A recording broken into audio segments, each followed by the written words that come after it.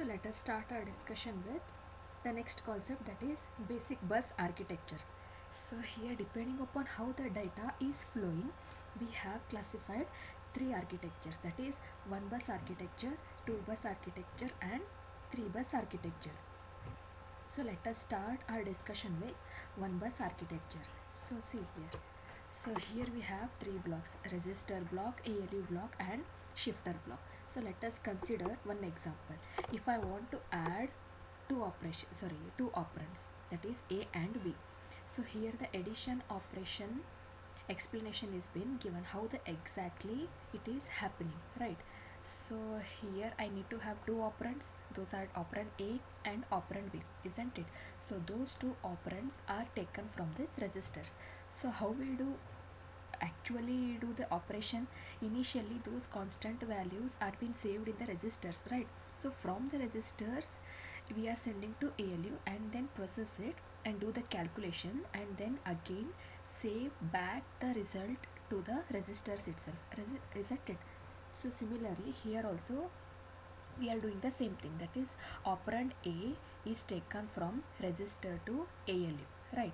So once it is saved in ALU, then again the next operand is being taken from register and it is fetched into ALU. So once both of these operands are fetched, here it ALU performs the addition operation, right? So after performing the operation, it will send the resultant to shifter. So if you want to shift the resultant output bitwise, then you can use this shifter. So once the resultant is shifted, so again that final result is from taken from this bus and it is again saved back to the registers itself, right? So this is the process is happening in one bus architecture. So here we have only one bus. See here, as you can see this, there is only one path for the flow of data. So here this sequence give the same steps which I have explained just now. So coming to this two bus architecture. So see here, instead of one bus we are having two buses, that is bus A and bus B. Again we'll consider the same example. So in order to add two operands, see operand A is taken from this path, that is from register to ALU from bus A. So operand B is taken from this register to ALU from this path, that is from bus B. And then the main difference between the one bus and two bus architecture is, in one bus architecture those two operands A and B were taken one after another, isn't it? But here this is not the same case. Both the operands A and B are taken from the registers parallelly, that is from different paths, but parallelly they are fetched into ALU. Once the ALU receives both A and B operand values, then it performs, it processes, and the result is sent to this bus B from this path, right? And it is sent back to the shifter if you want to have any shift operation. Then after shifting, the output, the final output is sent to bus A and from bus A to back to registers. See here, this is a bidirectional path, right? So initially we are fetching the operand A in this path or in this direction. So here the final resultant value is also we are receiving from this direction. So only this is a bidirectional path, right? Coming to the three bus architecture. So see here. So here we are having three buses. This is one bus, this is bus B, and consider this as a bus C, right? So here also the same thing. Two operands from A and B are taken from these registers, right? So they are fetched again parallelly. A is fetched in this path, so B is fetched from this path, right? So ALU performs the operation and sends the result to this shifter.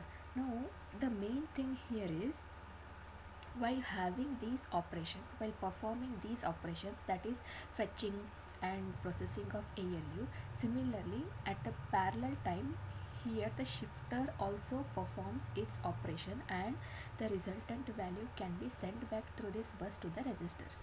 So which value the shifter will take and it will perform the operation means the previously calculated values, the previous operation, right? So while doing the previous operation of shifting operation, here you can do the next operation. in the resistors and ALU. That is nothing but fetching the data and performing some operation. So here the fetching data, performing operation, while doing these operations the shifter will also do its performance or its operation at the same time through this third bus, right? So here the main importance of this three bus architecture is the time taken to do the same operation is very less compared to the previous two architectures. See, in one bus architecture we have the data was flown one by one, isn't it? So there is no parallel data is flowing. But coming to the second, that is two bus architecture, the parallel data is being taken but only at a fetching the data, right? So after fetching the data parallelly, whatever the process is completed, that is again one by one, right? So coming to this three bus architecture, all the operations are happening parallelly here, right? So directly we are fetching the data, and once we fetch the data, this ALU is performing. While doing these two performances, the shifter will also perform its operation and shift the previously calculated data back to the registers. So here the time is customized, or else I can say optimized. Now see, this figure shows the tentative floor plan for 4-bit data path. So what it exactly tells me is the physical manufacturing, how it is being done, right? So here we have ALU, both the buses, bus 1 and bus 2, 4-bit shifter, resistors, IO and system data bus. Now coming to this extended strategy diagram, see here this thick line indicates power line and it is implemented by metal layer. So what is the meaning of this power line means? It mainly tells about the VDD and VSS rails, the power line. So those two rails are implemented by the metal. So coming to the data path, so again the same thing, the contacts I can say.